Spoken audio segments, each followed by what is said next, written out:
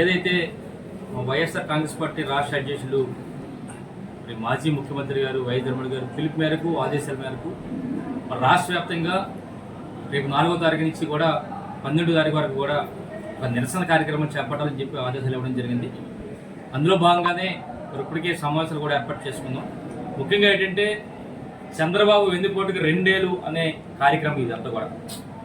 అంటే 2 సంవత్సరాల క్రితం మరి ప్రజలందరూ కూడా ఎంతో నమ్మకంతో చంద్రబాబు గారి మీద నమ్మకంతో ఓట్లేసి గెలిపించారు. ఈ వాటికి రేపుడికి 2 సంవత్సరాలు పూర్తవుతున్న సందర్భంగా ఇప్పుడు ఈ 2 ఏళ్ళలో కూడా ఏమాత్రం కూడా ఏమీ చేయలేని పరిస్థితి.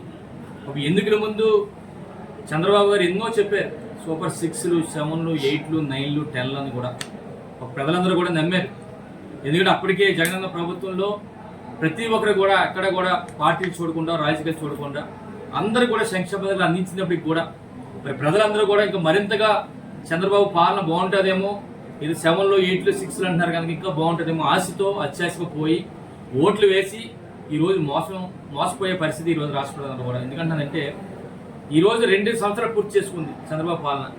మొదటి సంవత్సరంలో ఏదైతే ఇచ్చారో ఒక్క పథకం కూడా లేదు. 2వ సంవత్సరం వచ్చింది, 2వ సంవత్సరం కూడా ఏమీ లేని పరిస్థితి.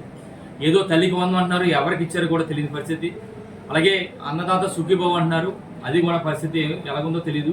ఎందుకంటే ఇంతకుముందు గతంలో జగనన్న ముఖ్యమంత్రిగా ఉన్నప్పుడు ఏదైనా పథకం గురించి బటన్ నొక్కితే ఎంతమందికి వచ్చారో ఎంతమందికి ఇచ్చామో అనేది సచివాలయంలో డేటా వరకు వచ్చింది మాకు.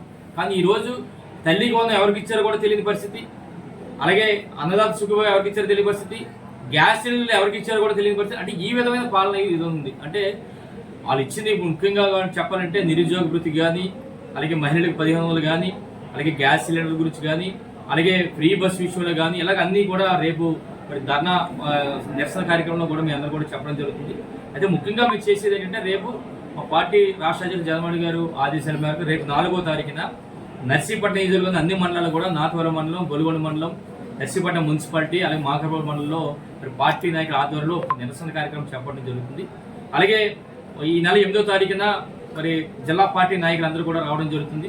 వాళ్ళ ఆధ్వర్యంలో మరి పార్టీ సంబంధించిన నర్సీపట్నం నియోజకవర్గ పార్టీ సంబంధించిన నాయకులందరూ కూడా ఒక సభ మరి ఒక స్టేడియంలో అంటే మినీ హాల్లో ఫంక్షన్ హాల్లో ఆ కార్యక్రమం చేపడతాం. దానివల్ల ఉద్దేశం ఏంటంటే ఏదైతే 2 సంవత్సరాల్లో పాలన ఏ విధంగా అందించారనేది మా పార్టీ నాయకులందరూ కూడా వారి ద్వారా ప్రజలందరూ కూడా చెప్పాలనే ఉద్దేశం మీద ఈ నెల 8వ తారీఖున ఆ కార్యక్రమం కూడా చేపట్టడం జరుగుతుంది.